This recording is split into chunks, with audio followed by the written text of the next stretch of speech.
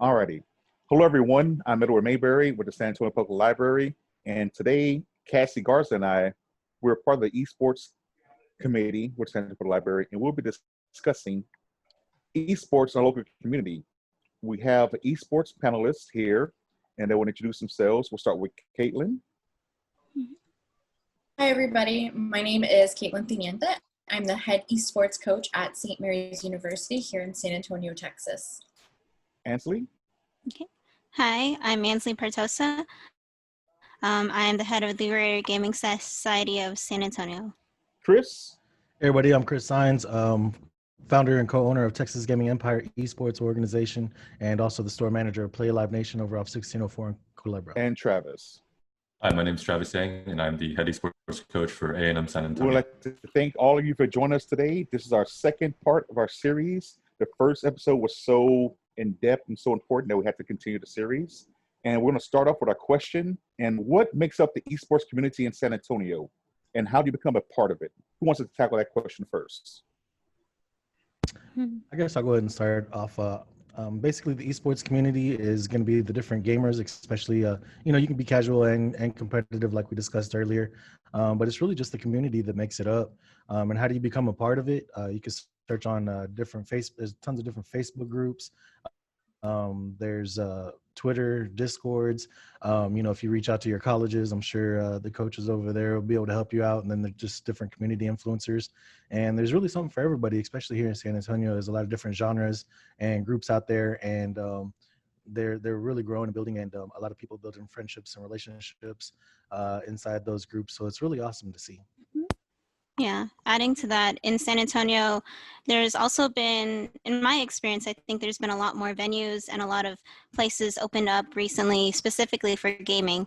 Like there's, like Chris Sines is representing Play Live Nation, where you can go play games. You can go to LFG Cyber Cafe, and then Otaku Cafe has like the traditional cabinets. Same thing with Pixel Portal, although they closed recently due to like quarantine COVID things, but they had also arcade cabinets where you could go in and play in person. So even if you're in sports, it doesn't just have to be online, it can be in person. And I also forgot to mention, I'm also representing the San Antonio Smash Ultimate scene here in San Antonio, because recently I became a moderator for that because they wanted more equal representation throughout the community.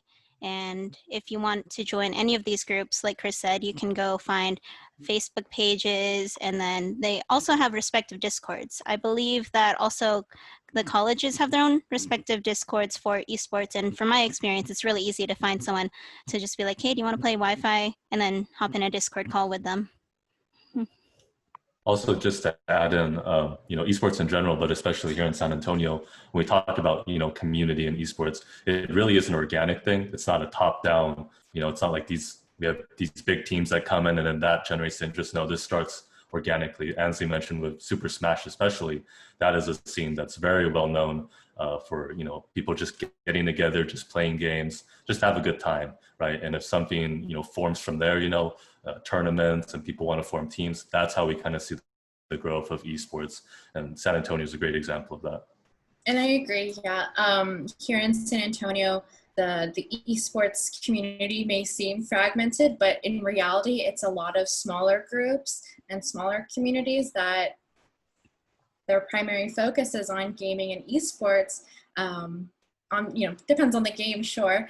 But I think when it comes to becoming a part of one of these communities and the larger gaming community in San Antonio, you really just have to do a little bit of searching. I mean, even just a Google search will yield a bunch of different results. And a lot of the communities and organizations have really active Twitter presences, Instagram, Facebook, and of course, Discord.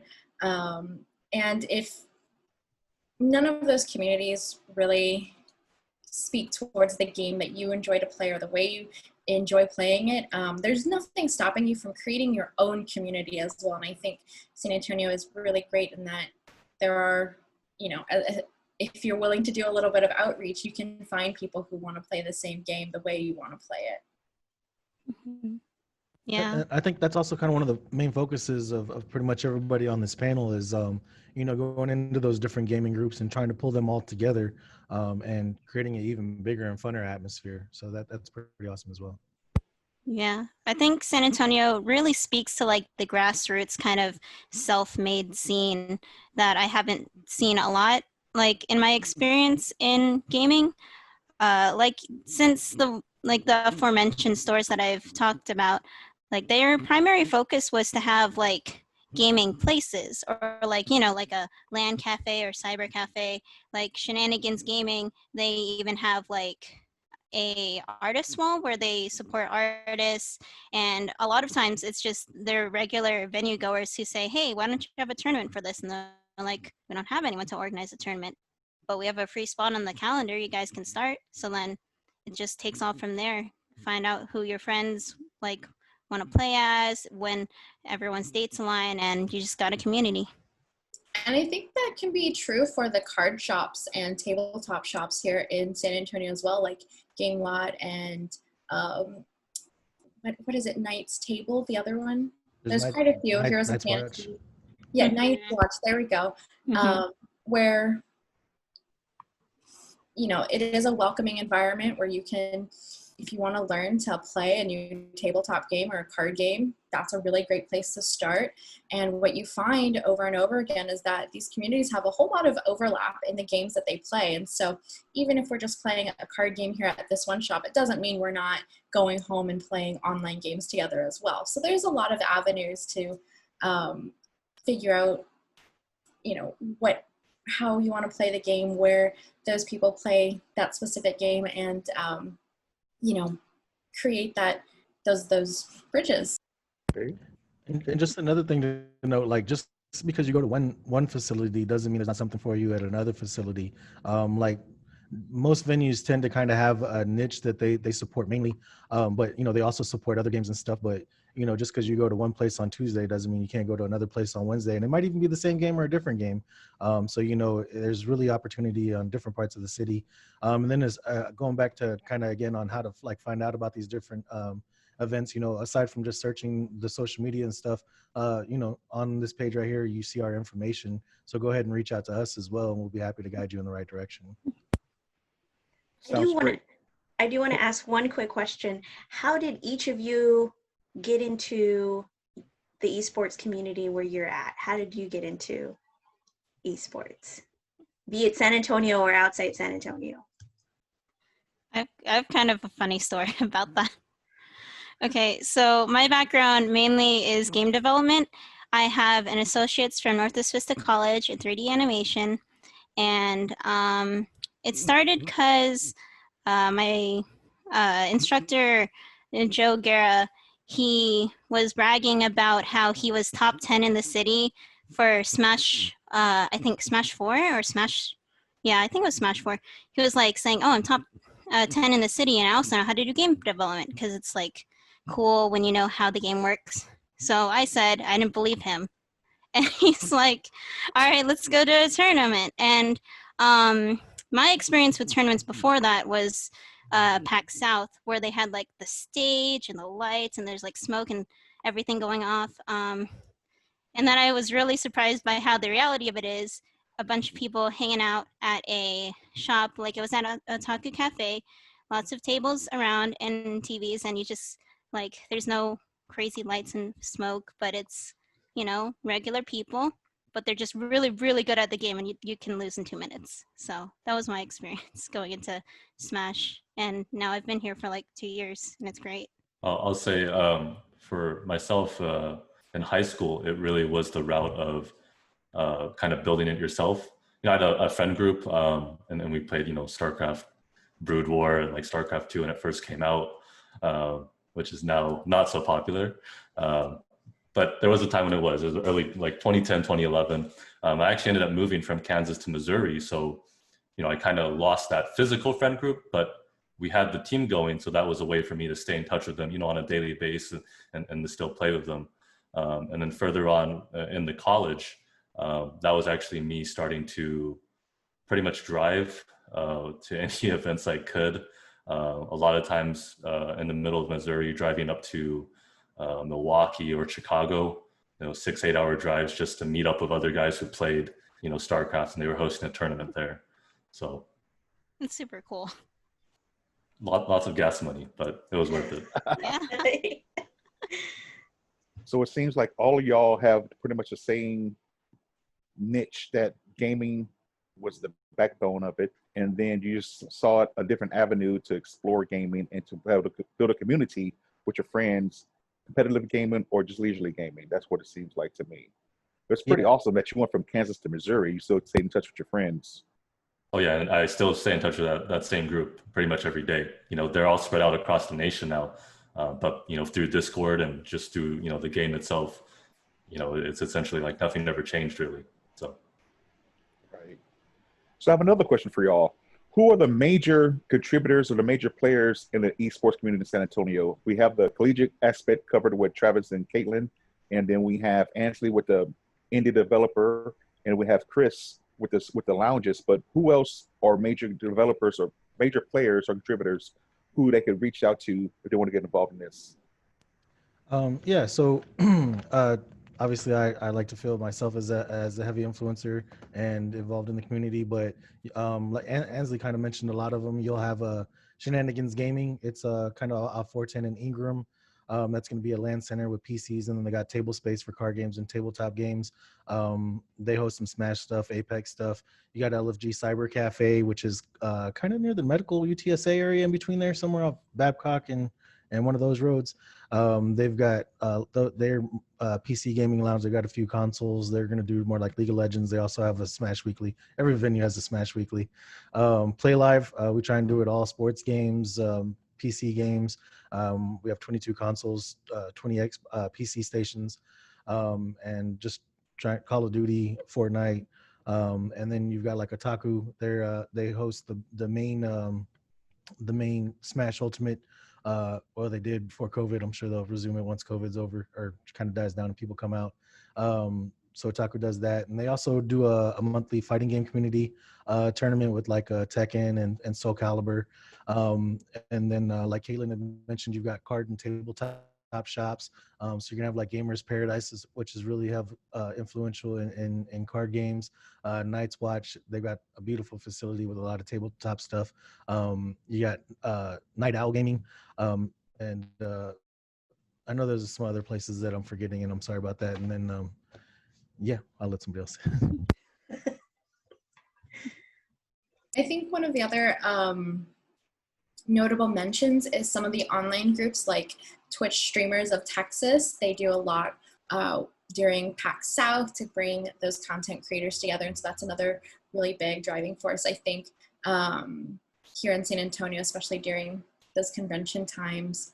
And then, of course, each of the universities here have their own respective gaming and esports community. But yeah, I think that covers a lot of it. I feel like there's the majority of the activity in San Antonio happens during PAX South. It's a lot of excitement, and it's like the easiest way to meet up with people you haven't seen in a really long time. So I think for me, that's kind of the big event of the year, and then everything else just is a really nice supplement. Yeah, PAX South is definitely a huge driver because you got people from all over the country coming together. So like when you have friends from out of town, like Travis was explaining earlier, that's a good opportunity to have meetups and stuff. But also, at Play Live, we try and do a lot of social outreaching. So like a PAX South after party type thing, or we've done we've got a sneaker event coming up where people can come and they can bring up to 3 pairs of sneakers. So we're trying to get the sneakerhead community involved in gaming, or I mean, they're already involved, but just kind of trying to find that mutual respect. We've had like pop-up nights, pops, the little figures with the bobbleheads, well, except they don't bobble, but the big heads. Yeah, so I mean, so people can come out and look at pops and stuff, but then they can bring their kids and stuff and play video games and things like that. So that's pretty awesome to have. And then just building those communities, kind of the full circle what we were talking about earlier. Because I mean, you got to go out and reach out, and if they're not there, build them up if you're passionate about it. Yeah. I'd also like to mention the high school scene right now. Granted, it's still in its early growth stages, but that's going to be a big area that I'm sure Caitlin and myself will have our eyes on. Already a few clubs that are established and, they've gotten a semester in. So I predict, in the next year or two, we're going to see a lot more schools start to come in, high school specifically. And that definitely touches on local community building, as well as just, how do students get involved? This is, if you have a club at your high school, that's probably the first step to, place to look at. Selfless plug. Please try and reach out to me. Texas Gaming Empire. Definitely trying to do a high school versus high school esports league. Yeah, sorry, I had to plug that. Yeah, there's a lot of good main contributors for San Antonio's scene, like Chris mentioned, with all the venues. Specifically, if you guys wanted to get into Smash Ultimate San Antonio, Darren Castillo is one of the main mods and tournament organizers for our biggest Smash tournament pre-COVID and everything at Otaku Cafe.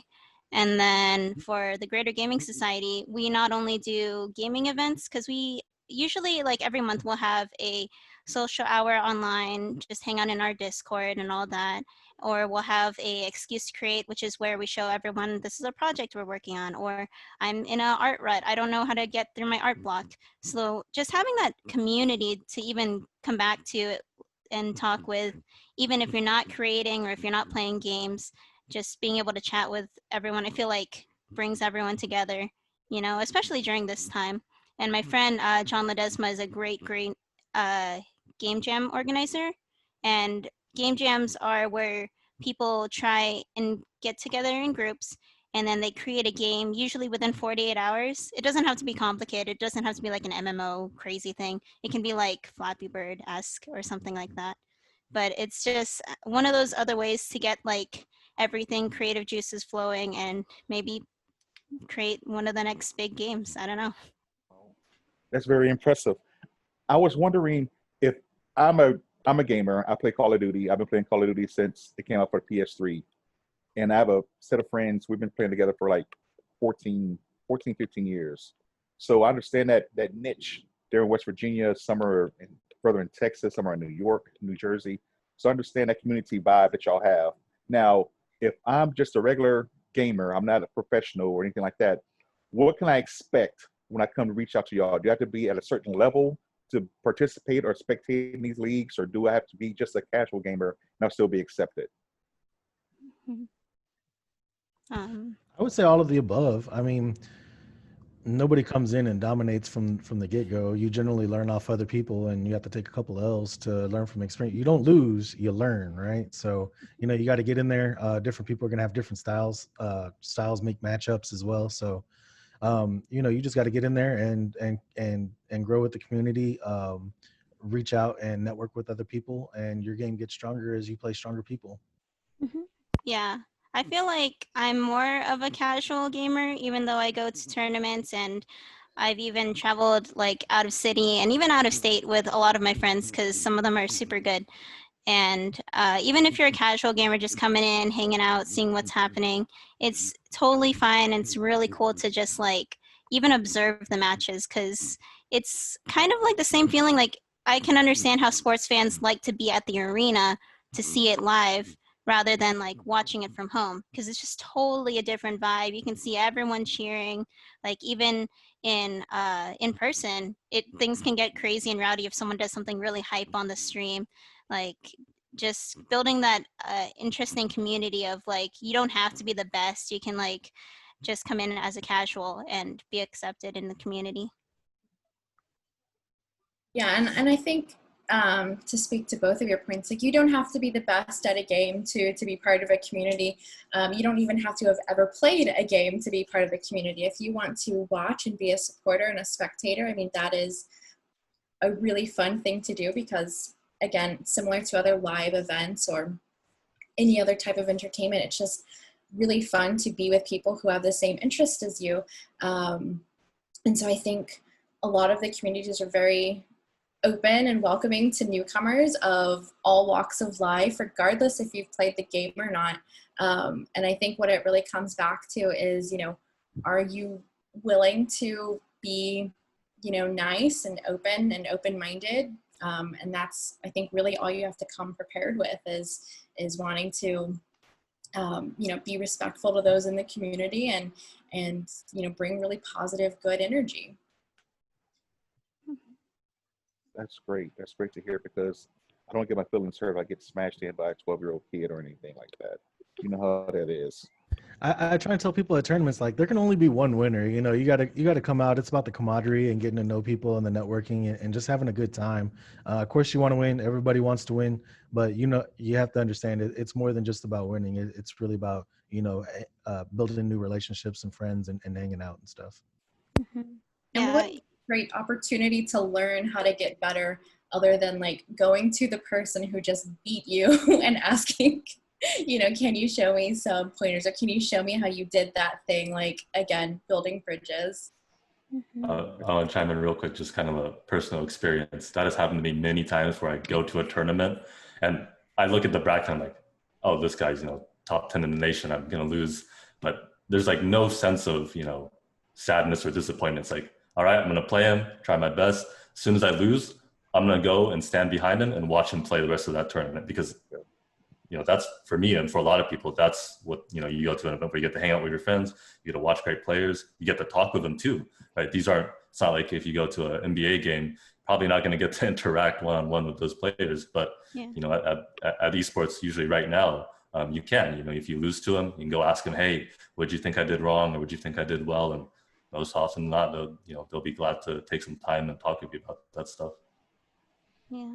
I think that's one of the most interesting and kind of unique things about esports, especially when you're able to play in person and like meet people in person. Because I feel like everyone's experienced it where like, oh, you see that person on TV or you see them in a Twitch stream and it's like, man, they're this like super crazy, amazing person doing all these things. And then when you're at a tournament, I've like met and seen so many people where I'm like, oh my God, they're like taller than I thought they would be, or they're literally just chilling on their phone right after it, like scrolling through Twitter to see what people said after his match. Like they're very similar to how everyone else acts. So it's pretty cool. Good to know. That's good to know. The San Antonio Public Library, we went to the PAX South 2018 and I worked that convention. And in the morning before we let the people in, they had the Street Fighter V demonstration at Capcom and the Monster Hunter. And we would play Street Fighter V before the masses came in.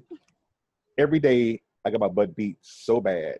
One day I beat one of the Capcom guys and I was just on cloud nine. It was amazing. I couldn't believe it. So I understand that it's a learning experience, but it's also that camaraderie that you have that, hey, we play the same game.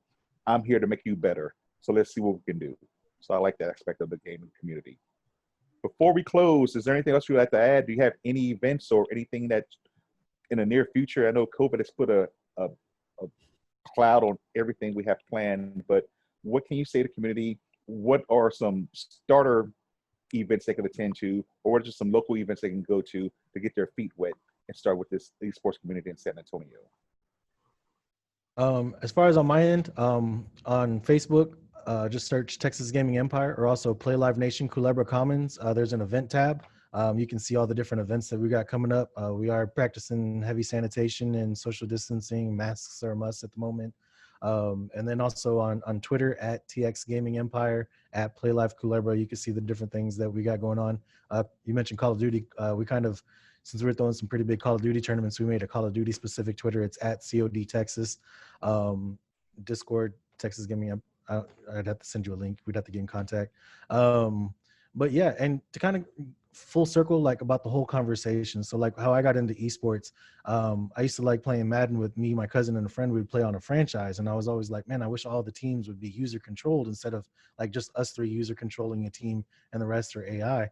And so eventually at some point I got enough money. I bought some systems and TVs and stuff. And my intent was to create leagues, not necessarily tournaments, but I kind of found out like, hey, you can't just post it and a million people show up. You actually have to build these communities.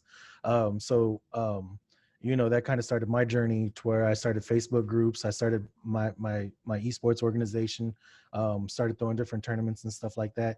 And, so that kind of full circles the whole panel discussion today about getting involved and building up those communities. And so I just encourage everybody, if you don't see something, or even if there are kind of communities, but they're a little dead or something, get in there and be a force, because the more you engage, the more other people are going to engage, and the better you build the community.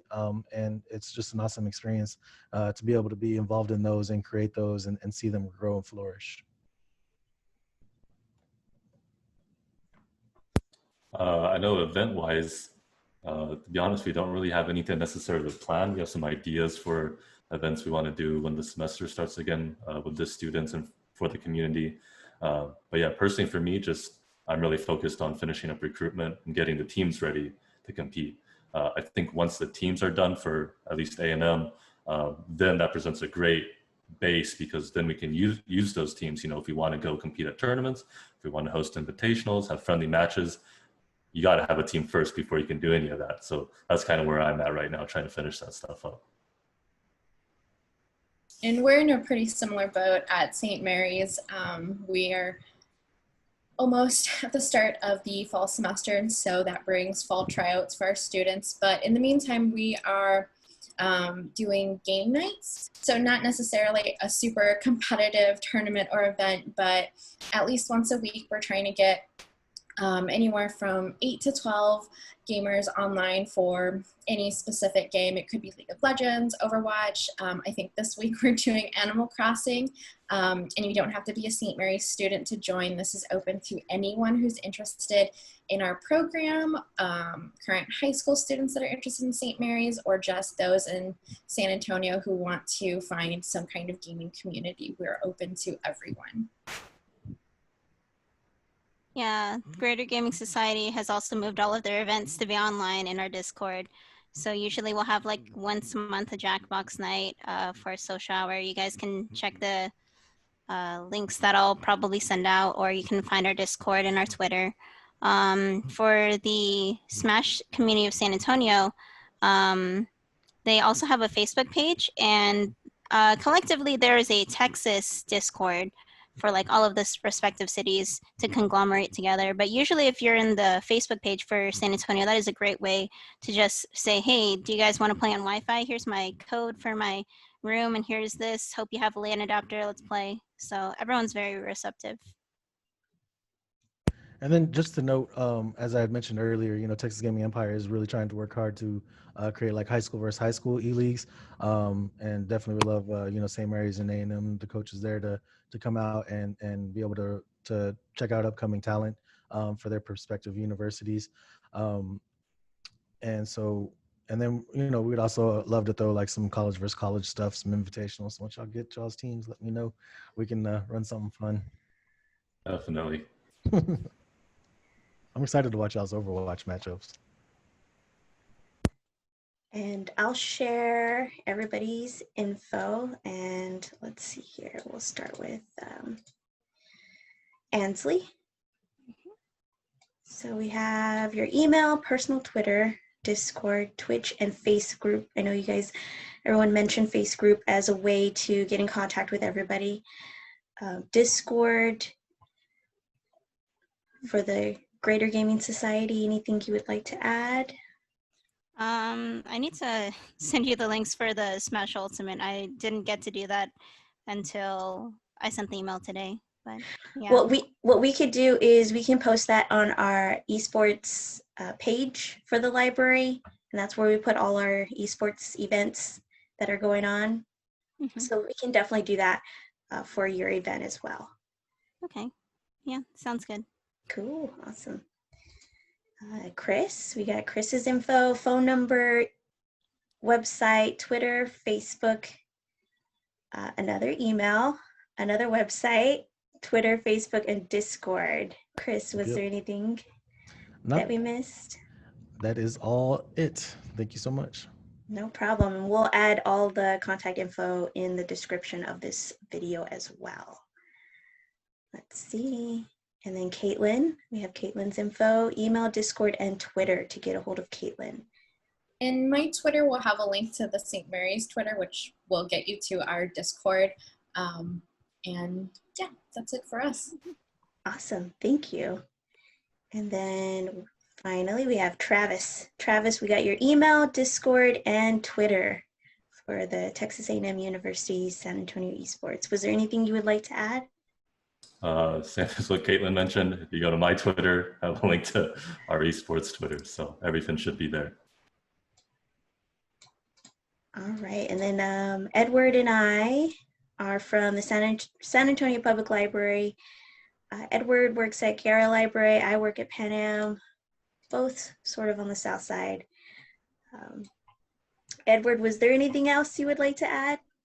I would like to say thank you. We really do appreciate your time and your input, your expertise on this matter. It's been a successful series so far. We continue to keep it going, and we just welcome y'all, and we appreciate you taking the time out to talk with us today. Thank you for hosting. Thank you so much for having us.